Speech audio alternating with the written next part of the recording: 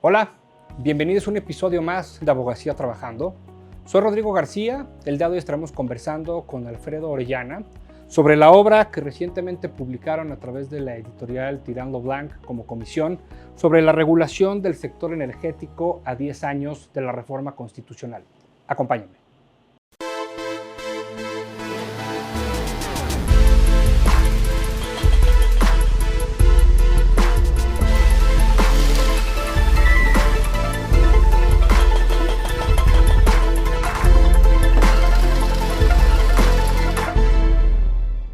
Bienvenido, estimado Alfredo. Para mí es un gusto tenerte en este espacio en Abogacía Trabajando, este espacio de nuestro colegio de La Barra. El día de hoy, aparte para presentar y que nos platiques un poquito de todo este libro sobre el tema energético, la regulación en México, sabemos que es una materia aparte muy técnica, definitivamente, una materia que por supuesto también ha estado mucho en el foco en esta administración, ¿no? Y en pasadas también por las reformas y todo este tema. Entonces me parece que la importancia del libro cobra, por supuesto, especial relevancia. Y hablar un poquito entonces, ¿qué les inspiró a ti y a todo el equipo que lo hizo a hacer este libro y por qué del título? Muchas gracias por la invitación. Gracias por hospedar este libro aquí en el programa.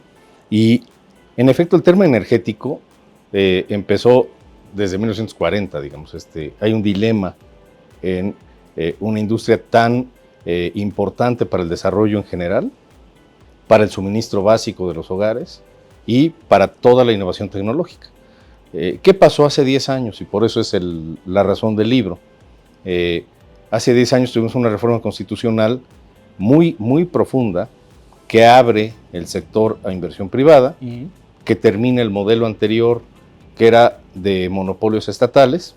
Se originó eso en dos factores. Uno es pues, lo que hoy entendemos como esta soberanía energética, claro, en 1940. Y otra, que eran inversiones tan grandes que en aquella época solo los extranjeros podían invertir. No había un mexicano que tuviera esa cantidad de dinero para hacer pozos petroleros, claro, sí, para hacer transmisión eléctrica. Entonces solo el Estado era el gran millonario del país. En 2014 tenemos mucho más desarrollo económico, tenemos un mercado financiero más potente, tenemos instituciones nacionales, no extranjeras, listas para invertir y para apoyar a Pemex y a CFE a expandir todo el fenómeno energético. Y este libro no conmemora la reforma de 2014, habla de 10 años de una evolución en continuo. Desde ese momento. Desde ese momento. Claro. Porque ese parteaguas genera nuevos dilemas. Las empresas dejan de ser paraestatales, se vuelven empresas productivas, esto es, tienen una misión productiva y se abren muchísimas posibilidades de tener interacción con particulares. Distribución de petróleo, de gasolina, importación, aditivación, almacenamiento, tener tu propia instalación de autoconsumo, generar tu propia electricidad. Antes teníamos que tener centrales de mucho dinero para generar electricidad. Hoy, como dice la canción, el sol sale para todos. Claro. Entonces podemos tener paneles solares, generar nuestra propia electricidad y con eso contribuir con todo el desarrollo energético nacional. Empieza la democratización de la energía en este país con muchos cambios, todos perfectibles, ninguno perfecto. Y este libro hace un balance de dónde estábamos, qué queríamos, cómo vamos y algunos autores hasta apuntan qué sigue. Ese es el espíritu de este libro. Justamente sobre autores, ¿quiénes participaron en esta obra y quién debería leerla? ¿Todos? ¿En específico quien se dedica al sector energético o quien tiene interés? ¿O realmente dirías toda la población? Pues es un libro que Josefina Cortés, la doctora Cortés, calificó de popurrí. Este es un buen popurrí. Hablan economistas, abogados, miembros de la barra en activo, miembros de la barra que no estaban activos y que los invitamos a participar y con eso se reincorporan. Es una visión multidisciplinaria que tiene que ver con 3 áreas fundamentales de la energía. Uno es hidrocarburos, otro es electricidad y otro son energías renovables. Entonces, ¿quién debe leerlo? El que esté interesado en cualquiera de estas áreas, desde la perspectiva técnico-regulatoria, desde la perspectiva de litigio y controversias, porque donde hay acuerdos, siempre hay desacuerdos, y el litigio es la semilla de la solución, digo yo, no es el conflicto. Y quien quiera ver qué innovaciones vienen, electromovilidad, almacenamiento eléctrico, renovables. Entonces, creo que cada capítulo tiene un lector diferente y esa es parte de la virtud de una obra colectiva. Sí, esta parte multidisciplinaria, como bien comentas. Y entonces, ¿cuántos capítulos, digamos, tiene el libro y más o menos de qué va cada uno? Sabiendo que tienes todo este abanico de distintas opiniones. Escriben 22 plumas, ¿Ok? todas ellas expertas, mujeres y hombres, más mujeres que hombres, por cierto. Hay una gran participación femenina en la energía. Hay quien dice que energía es femenino, igual que las mentes que están detrás, eso es cierto. Y el libro se estructura en 20 capítulos que van desde upstream, la parte dura del petróleo, donde están personas que hacen incluso una crítica muy interesante a por qué los contratos no llegaron a donde iban a llegar y qué es lo que falta. Creo que es una parte, a quien le gusta la parte petrolera, muy interesante. Pasamos después a la parte de gasolinas, los huachicoles, la falta de regulación, cómo es que este mercado todavía le falta por madurar. También creo que es una parte importante. La parte de gas, que casi nadie voltea a ver el gas, pero el gas es el insumo industrial por excelencia, que nos faltó un montón de ductos, un montón de almacenamiento, un montón de infraestructura, fundamentalmente logística. Pasamos por gas LP, controles volumétricos, que es un tema fiscal, básicamente, pero cuando el SAT se puso a regular los hidrocarburos, se generaron nuevos dilemas. También hay un apartado para fiscalistas, para la gente que está interesada en controles volumétricos. Es uno de los artículos más exquisitos por su finura, por su grado de especialidad. Sacisopa, que es una de las cosas que da dolores de cabeza en todas partes. Ahí está la explicación de la génesis del Sacisopa. En electricidad, la parte de cómo está la generación, la transmisión, la crisis que hemos tenido por falta de infraestructura. El problema de la electricidad es que se tiene que conectar y sin cables que conecten, pues eso no está funcionando. Y después la parte de energías renovables. Hay participaciones bien interesantes de por qué las energías limpias o renovables, que no es lo mismo, tienen un enorme campo de aprovechamiento en un país como el nuestro, lleno de sol, de viento, de agua, de territorio. Y creo que más o menos en esos apartados es como está estructurado el libro, y cada uno de los autores ha hecho un gran esfuerzo por plantear el origen, el estado del arte y prospectiva. Entonces creo que van a encontrar, le decimos nosotros, el pasado, el presente y el posible mañana de cada una de estas colaboraciones. No, y muy completo. Sobre todo, a ver, me parece que al ser una materia, insisto, tan técnica, que por supuesto tiene que ver en el día a día de todos, como bien lo has comentado, quizá también hay mucho desconocimiento, la gente que nos está escuchando, nos está viendo, para que tengan a lo mejor este entendimiento sobre el sector energético. Ya mencionabas de esta reforma constitucional hace 10 años.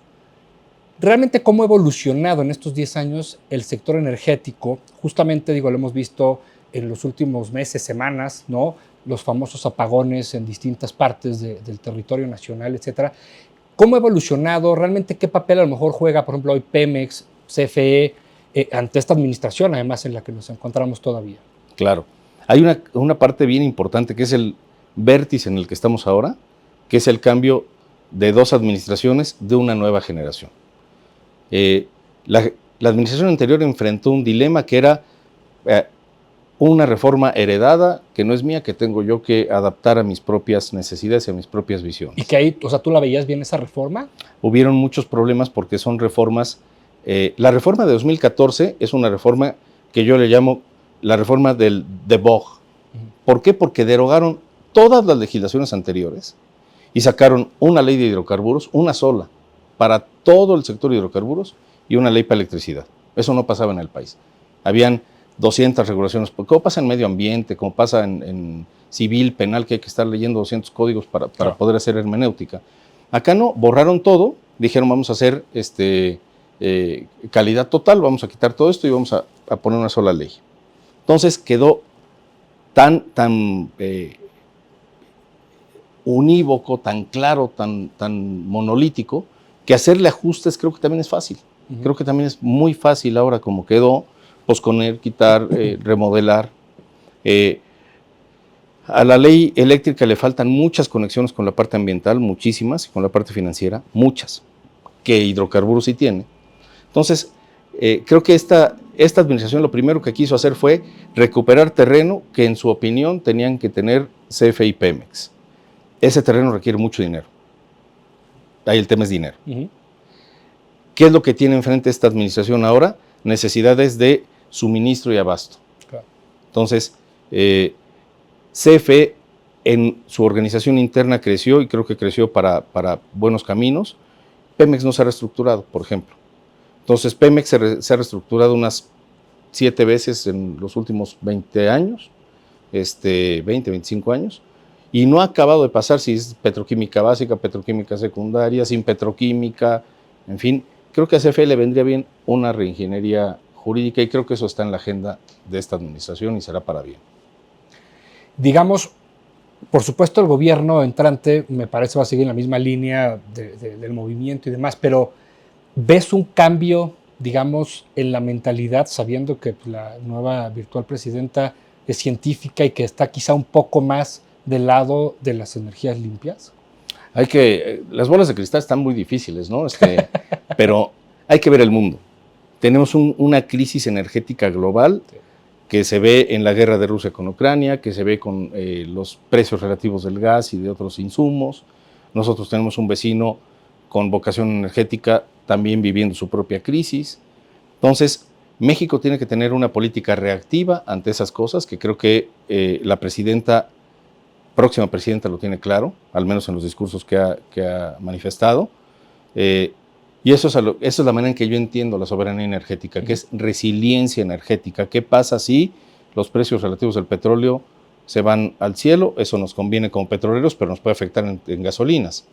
Por eso era la idea de tener refinerías. Pues, tener petróleo, tener huevos, pero no tener estufa no nos da de comer. Entonces, ¿cómo le hacemos para resolver eso? Y por la parte eléctrica que vive del gas, ¿cómo nos vamos a energías ya no renovables, limpias o de fuentes alternas?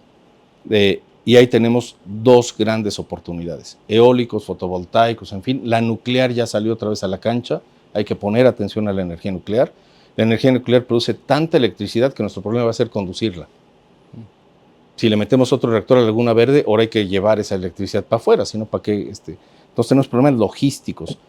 México vive una crisis de logística energética, no solo de producción.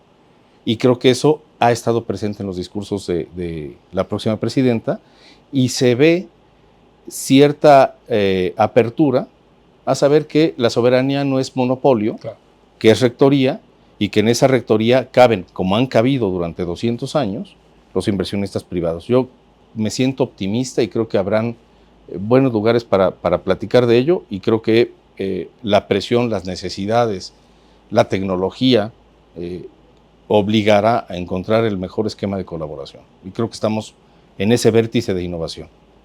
No, y que juegan un papel fundamental el sector privado definitivamente, no solo en inversión, en generación de empleo y en que haya competencia también al final del día, pues, siempre es necesaria.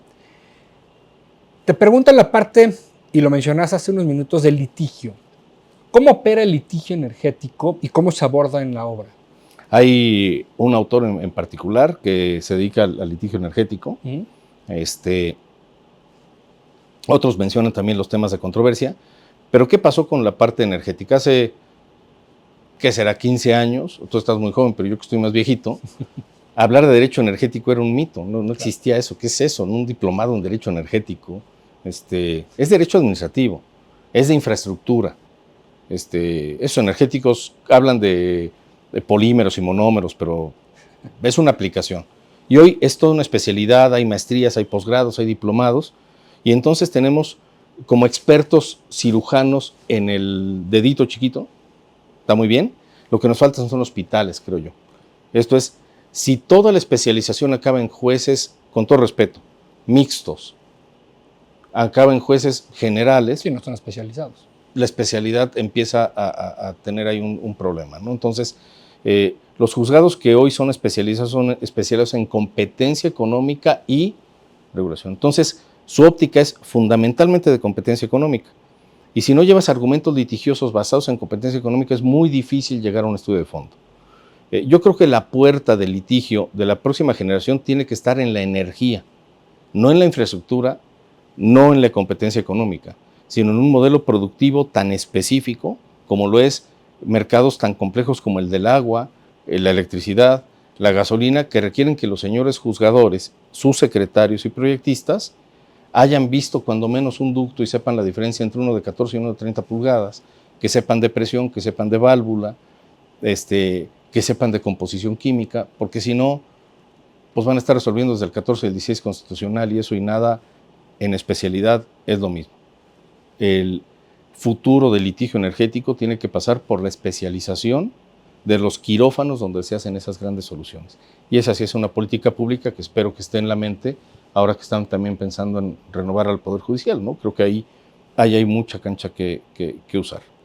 Sí, justamente te iba a tocar el tema de la reforma al Poder Judicial, porque entonces, por un lado tenemos estas áreas tan especializadas, en donde si al día de hoy no tenemos esa especialización, bajo la propuesta actual, en donde incluso se pretende que los jueces, magistrados y demás sean votados, y que ya también recientemente el presidente declaraba que pues, no se requiere experiencia alguna para ser juzgador, bueno, pues habrá que ver cómo va evolucionando este tema y muchos más, porque definitivamente pues, él centra mucho el tema en el ámbito penal, de que sí, los liberan en 24 horas y más, sí, pero ¿qué pasa con todas las otras áreas? La civil, la familiar, la laboral, el tema energético. Es decir, no solo es esta parte penal, que por supuesto es importantísima, y que por supuesto todo, y como lo decías, es perfectible, es mejorable, hay corrupción, sí, todo bien, y los cambios siempre positivos se van a aplaudir, pero hay que ver las maneras en las que se hace. Así es. Y aquí la especialización me parece que juega un papel fundamental. En ese mismo sentido, Alfredo, digamos, ¿cuáles son los desafíos que se han visto justamente durante estos 10 años a los que se enfrenta el sector energético? Hay muchos desafíos. El primero de ellos, y se dijo desde 2014 y 2015, no es lo mismo ser un país petrolero a ser un país con petróleo. México ha sido un país con petróleo, pero no hemos sido un país petrolero porque las actividades relacionadas con el petróleo estaban prohibidas para el particular. Estaban reservadas como la pólvora. Solo el Estado podía producirla, almacenarla, distribuirla, guardarla, venderla, y si tú te metías a la pólvora o las armas, pues es delito.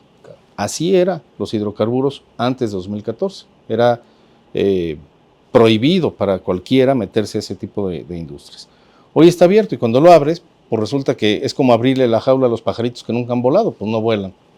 Entonces hay una enorme capacidad hay una enorme necesidad de capacitación técnica, técnico-jurídica, técnico-ingenieril, técnico-informática. Eso a lo largo de 10 años ya tenemos un buen capital humano, ya tenemos assets, ahí están listos. ¿Qué otra cosa necesitamos?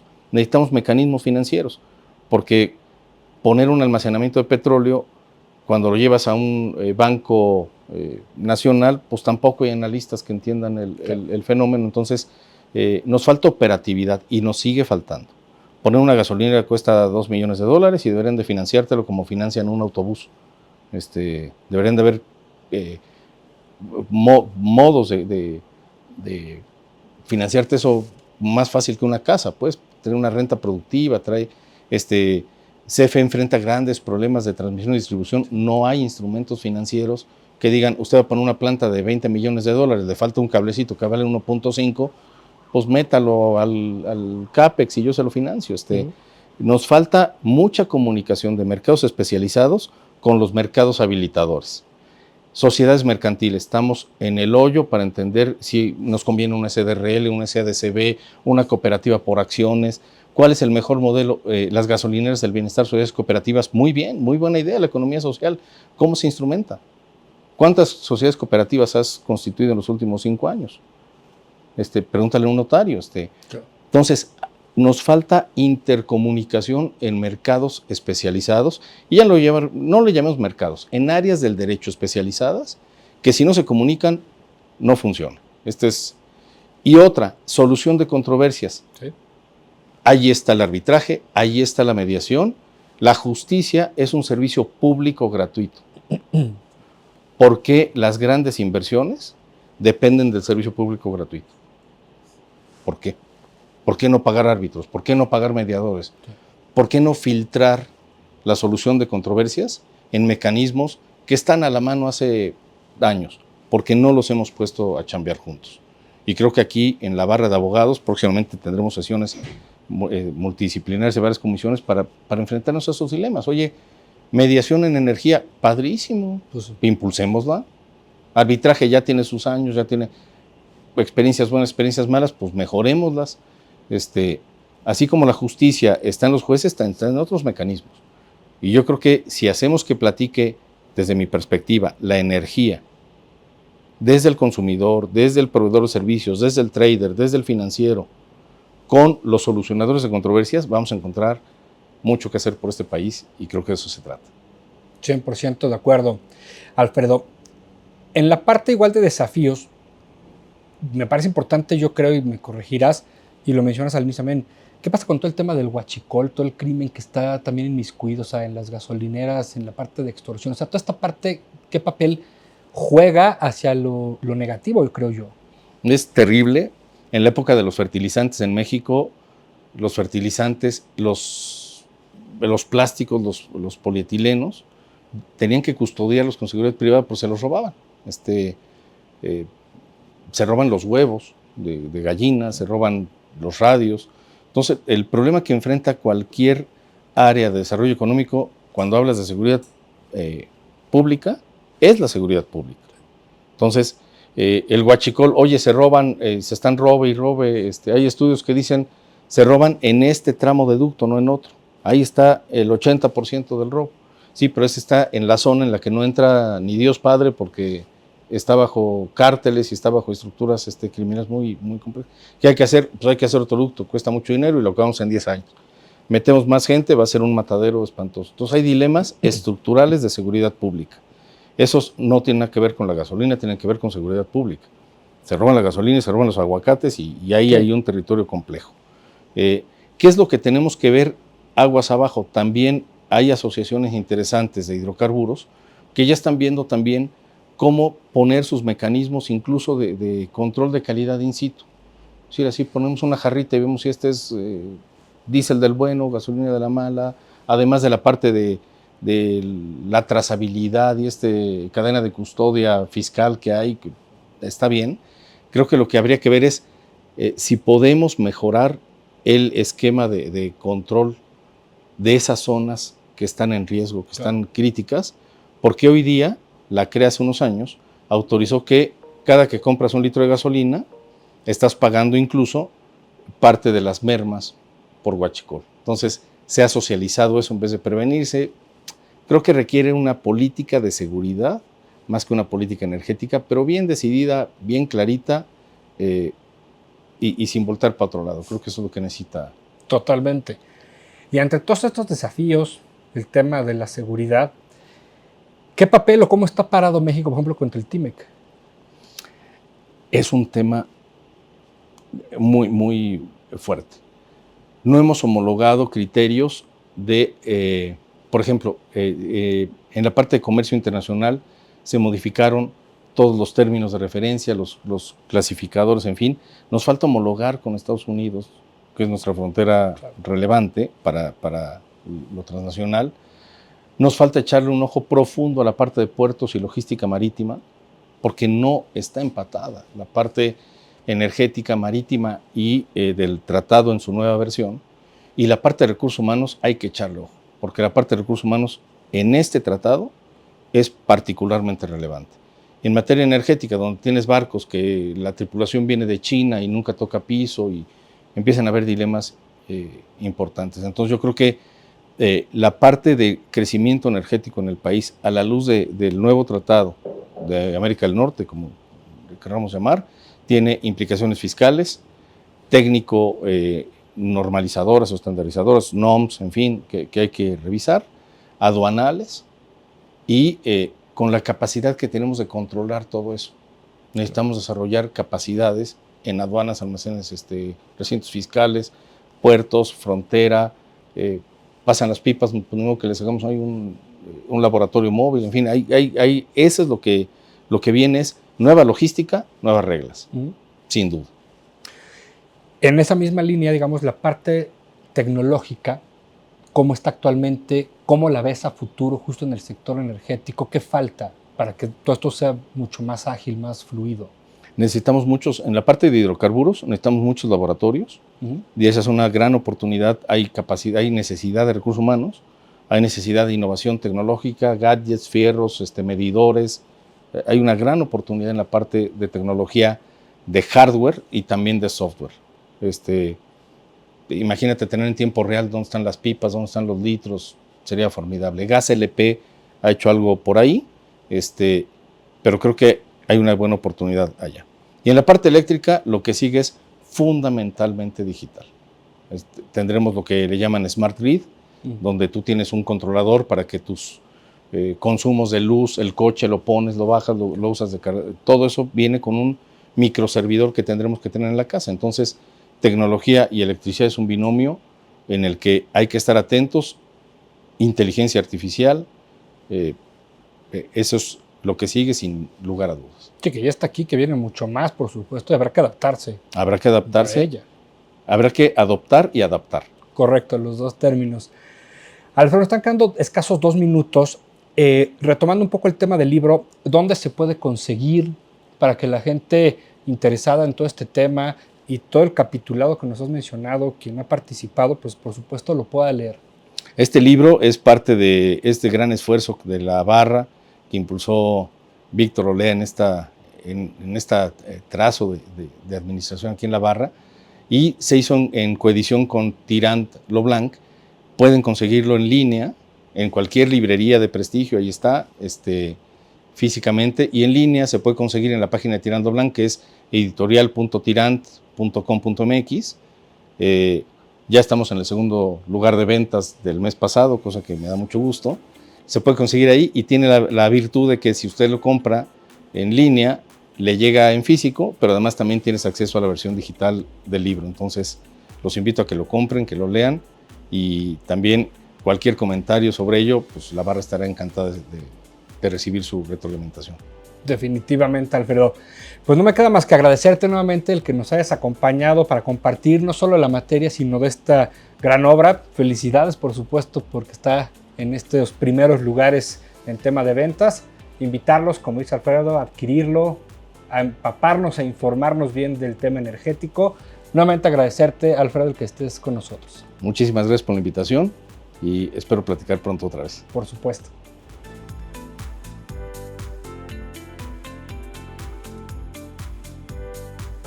Muchas gracias por habernos acompañado a un episodio más de Abogacía Trabajando. Ya nos compartió, por supuesto, Alfredo, todo el contenido, quienes participaron en esta gran obra. Invitarlos, por supuesto, a que la adquieran. Ya nos decía en dónde. Si tenemos la parte digital, además recibimos la versión física. Todo el sector energético que ha sido, por supuesto, muy platicado a lo largo de este sexenio. Y lo que viene, vamos a ver cómo fluye con la nueva presidenta. Los espero en el siguiente episodio de Abogacía Trabajando.